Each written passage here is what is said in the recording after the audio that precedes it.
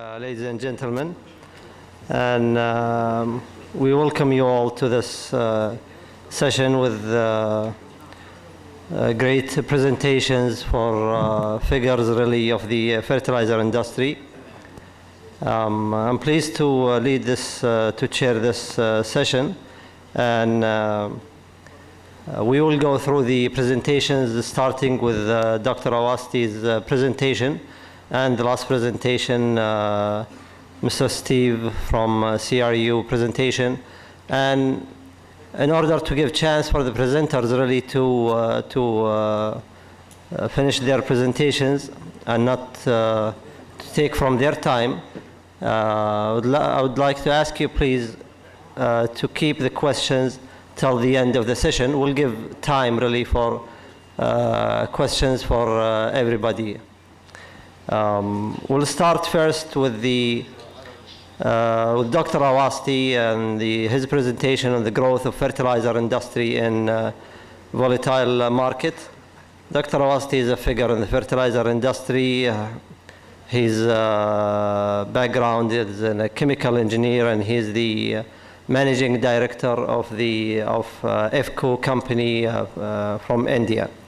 And I would leave the ground for Dr. Awasti to start his presentation.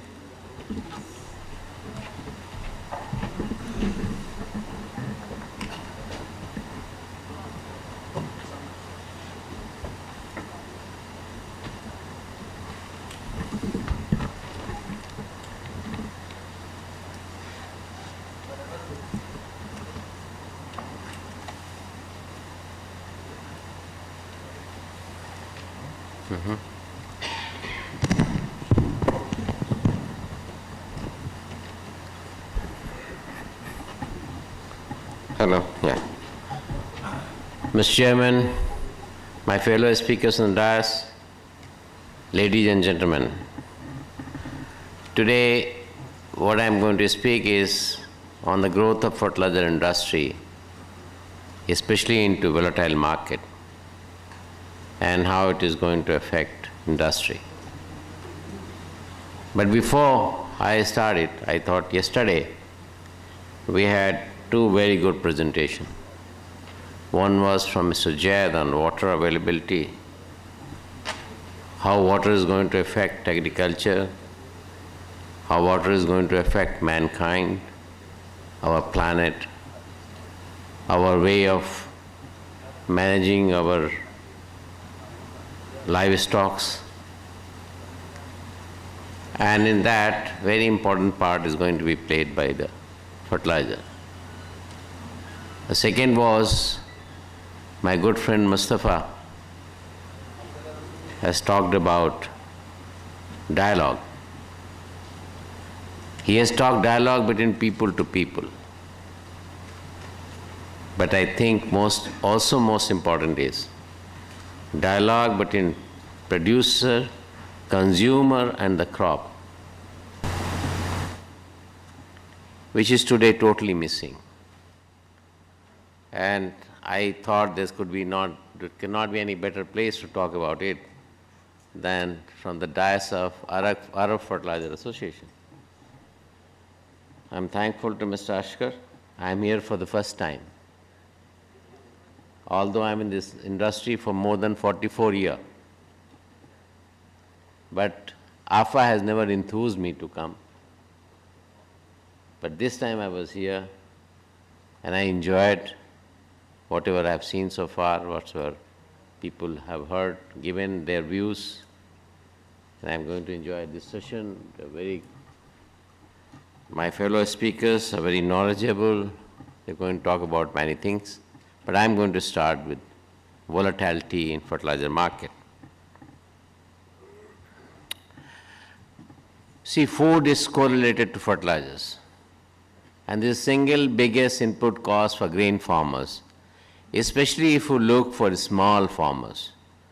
I'm not talking of big farmers in the United States or Canada or Australia or New Zealand, but small farmers are there in India, in Pakistan, in Southeast Asia, in Arab world, where also the farming is most of the hobby.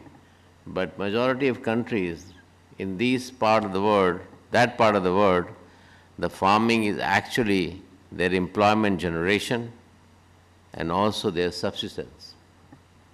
So the fertilizer prices had the biggest input cost for them. This is what we have to keep in mind by the producers.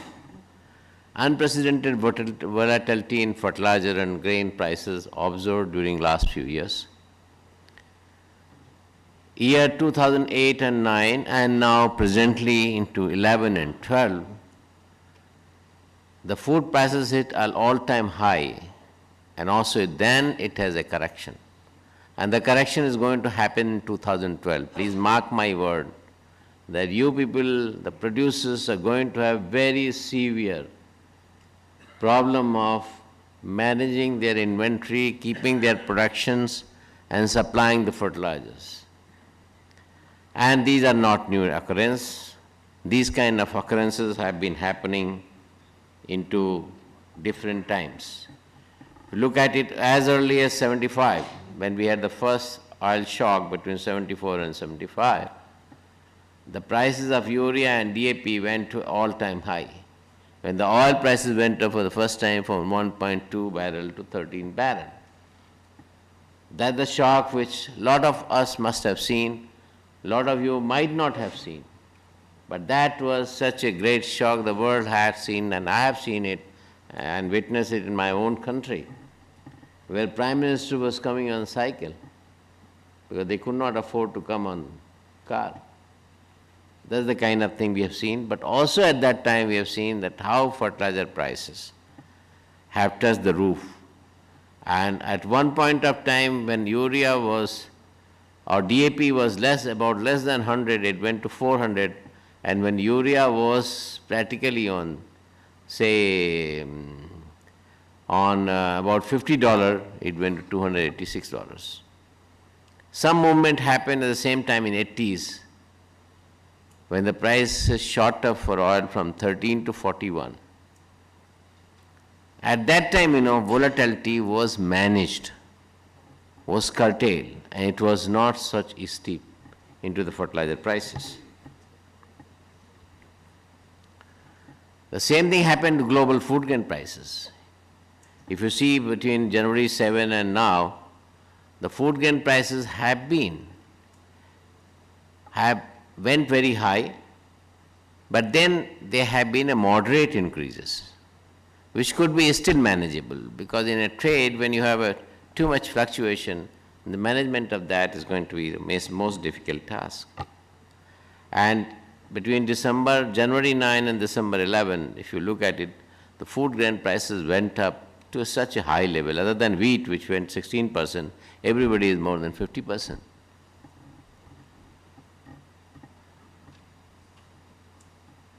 And crude oil volatility is also driving the urea prices, beside other thing. After sudden increase of 70-80, the increase in 8-9 was very volatile.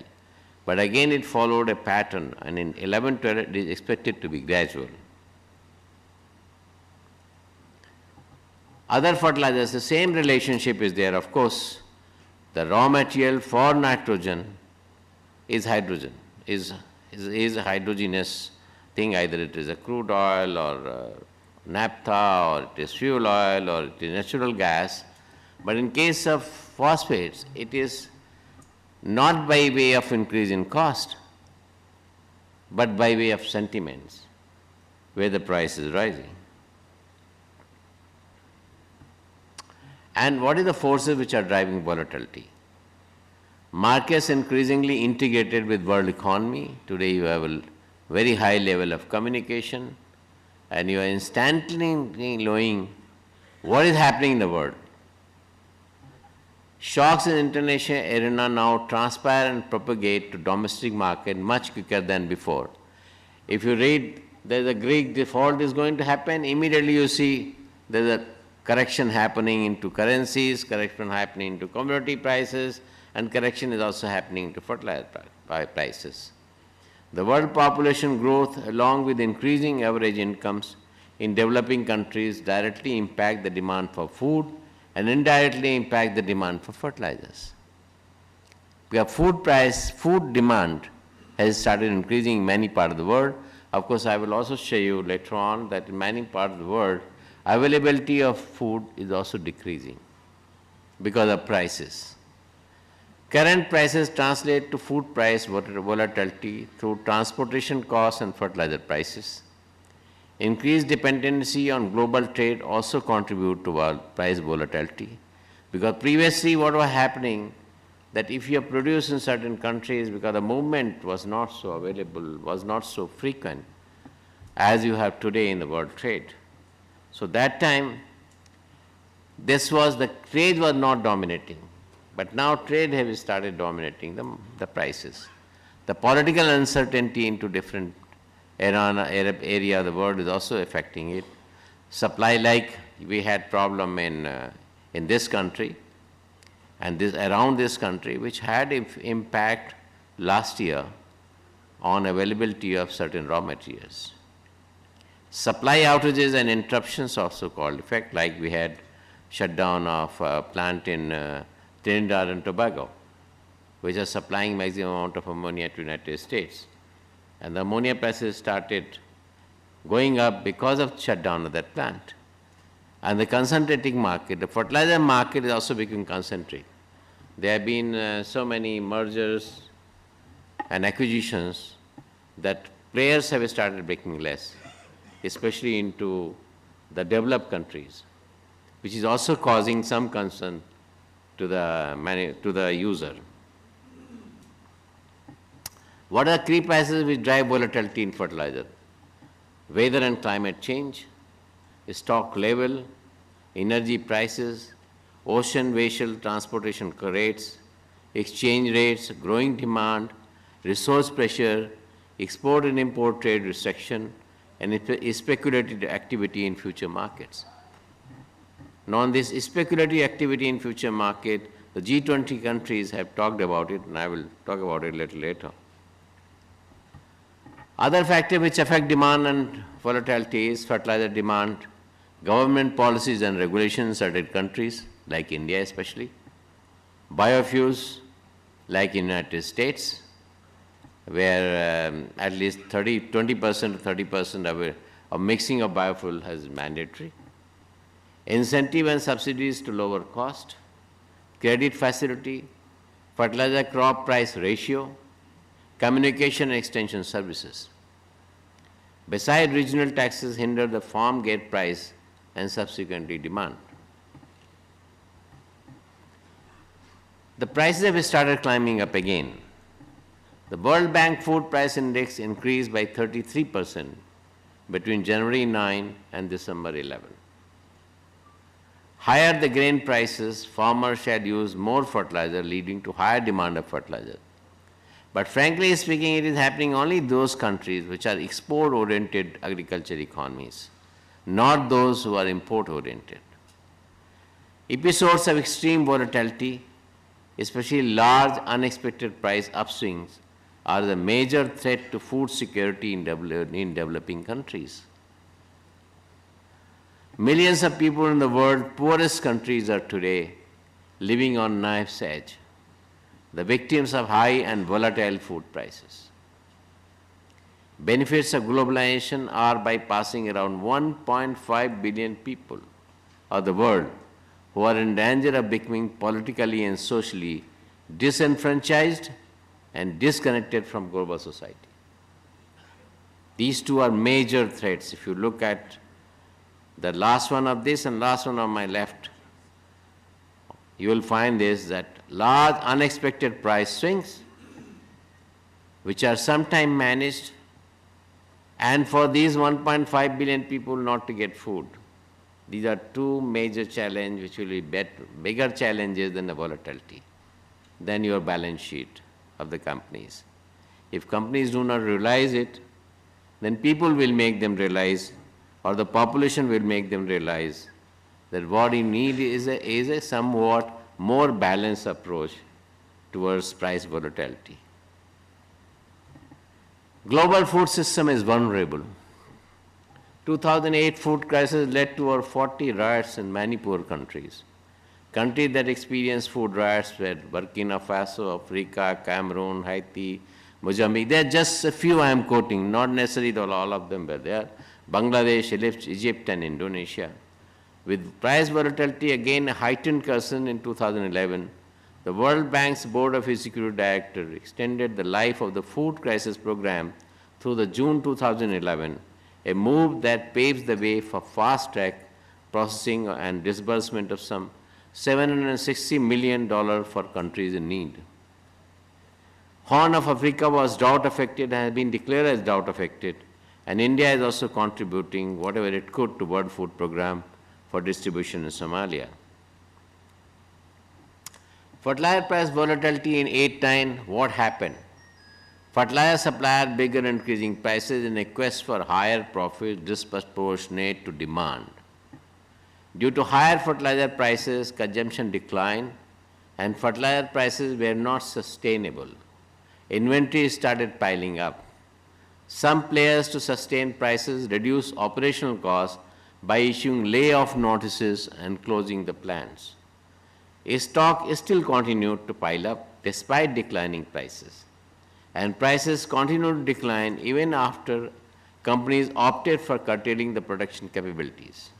So volatility thus had an impact on fertilizer supplier and buyer balance sheet. Only the time gap was different. If you look at it, PCM profit in 2007, which from 63 million went to 3.4 billion, came down to 980 million, then 2010 went to 1.8 billion again. If you look at Agrium, it has the same curve, but if you look at IFCO, the institution which I represent, since we followed a consistent policy at that time, our profit did not decline in India. At that time in 8-9, farmers were insulated for international prices. But now in India, in 11 and 12, they are not insulated. They are subject to variation prices. And the farmers in India had lived for more than 30 years on constant prices. So for them to adopt to new systems certainly going to take time. Despite increasing fertilizer prices, demand continued to grow in 8-9, which is not happening now. GOI subsidy bill rose to more than $21 billion, almost doubling the rise, thereby affecting the fiscal budget. But this time, this is not going to happen because they cannot support that kind of fiscal deficit now. And post-recession, GOI introduced nutrient-based policy because that was the need. When government looked at it, that the subsidy system is being exploited by managing the prices at higher level, then we have to find a way of giving that price support only to the extent it is needed for certain soil management. Manufacturers can now pass on the price rise to farmers. However, sharp rise can lead to demand destruction. When I wrote, it can lead to. But today I can say for surety the 50% demand destruction per P&K in India. And the same kind of demand destruction is going to have in urea, because also in urea prices, we are going to raise urea prices. Effect of volatility on Indian fertilizer industry in 8-9. Volatility in fertilizer, but that has become history, so I don't want to go much into detail of this. Let's go in the next one. Implementation of nutrient-based subsidy in Indian context. This is applicable only till 31st March. It started on 1st April 2010. The urea had taken $350, which was subsidy per kg of nutrient is 59 cents. In DAP at that time has been taken in 612, which is 0.71. MOP is 420, which is 0.59. Sulfur over 180 is 0.04. But this year now what we believe, of course, that is subject to approval of cabinet by Indian government, that now they have taken urea, of course, they have more or less kept the same, but DAP has been reduced to $500 and to maintain the same prices which is today. MOP also has been reduced to around $400 and sulfur has been kept as constant. This is what India is looking for now, for people to, if they wish to supply, this is the price at which the prices would be acceptable. But then also, there are demand destruction of 50% will continue to be there. because still on those prices, the price to the farmer will not come down. And in currency Indian context, Indian rupee witnessed a 19% depreciation against dollar in its value over the course of a roller coaster year in 2011. But then again, in 2012, in early 2012, this has been corrected. And now from 19% depreciation, from the same base, if we say, the depreciation is now around 10%. Fixed nutrient-based subsidy prices for P&K fertilizer in 11-12 led to increase in import costs and subsequently farm gate prices. The farm gate prices, which used to be around 12,000 rupees in terms of rupees if you take, and if you take 50 rupee a dollar to be on safer side, it will be something like $240, which was last year's price. This year price, if we have to maintain $240, the government of India has reduced the subsidy, which is equivalent to about $130 in decrease in subsidy. So if you take on, that's what I'm saying, if you take on roughly the prices, at $500 DAP prices received in India, which will be equivalent to 18,000 rupees for the farmer. So farmer price is not going to get reduced, but subsidy has been reduced. It is happening very strong investment happening. $40 billion has been planned in 2008. In 2011 to 15, the $80 billion is being planned, which has 58 plants of urea and 40 of processed phosphate and 30 of potash. So the world capacity is rising. And what is the factor by which man can manage fertilizer price volatility? Traditional management approach of sourcing raw materials are not effective in volatile markets. Traditional strategies are generally ineffective when supply is limited and are being chased by many buyers. Integrated approach involving procurement and sale is required in order to manage the net exposure. Assessment of net exposure involving procurement of several raw material and sale of many products with different exposure for volatility requires complex effort. So in effect, what you need to do is to manage between spot, indexed and long-term contract.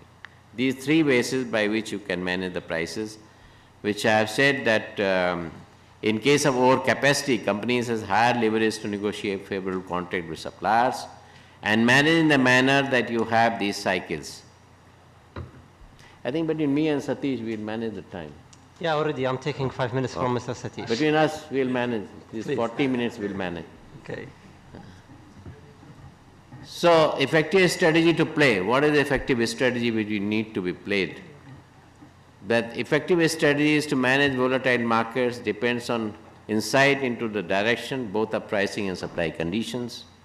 Use of econometric model to build different scenarios are required to provide predictive insight into direction of pricing and supply conditions, and which should also link to exchange variations. Then a strategy for procurement and sales can be built around this scenario. Mix of fixed price contracts, index-based contracts, and spot contracts help in managing the risk, and shifting to spot purchases in declining market will be more effective. You know, in India, we have started a campaign called Save the Soil campaign. IFFCO has started, and this campaign is emphasis on soil rejuvenation and crop productivity enhancement, which will be directly linked, Mr. Jet, to your water management. So soil and water need to manage together. That's why I started a lecture on your speech when you were talking about how you are going to have this vegetarian or non-vegetarian, how are going to have the energy level to be managed through what kind of water is what we are trying to manage now in our country by starting this program, Save the Soil campaign, where we are saying shifting to other cropping patterns that require less fertilizer, as well as forms of various products can ease the volatility.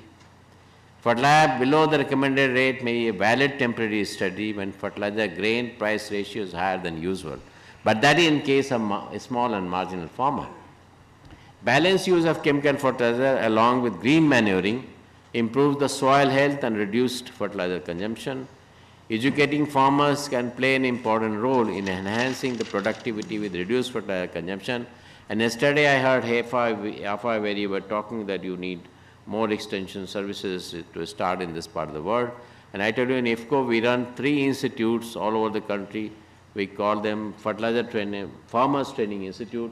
And I invite people from this part of the world to come and learn from us what we are doing in dryland agriculture, because we have quite dryland also in our country, or arid one, or where the rain is very high.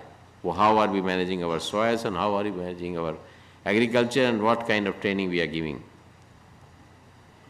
Buffer stocking can play an aggressive role sometime, because if you keep some reserves, that is certainly going to help you in case when the prices are going to be very high, and manage it from year to year on demand basis. Reserves are flexible instruments and can provide for meeting the unexpected demand. For fertilizer can grow in volatile intense market competition and volatility can be arrested through joint venture projects, which is India is doing quite a lot into having joint ventures. Right now we are doing a JV plant with JPMC in Jordan, which is a very advanced stage. Assured supply is standalone long-term offtake contract with major producer fertilizer and fertilizer inputs can also ease the volatility. Acquiring asset and setting project in resource-rich countries can make available ample fertilizer to growing demand and arresting volatility. Then JV project with long-term offtake agreement can lead to a stable market.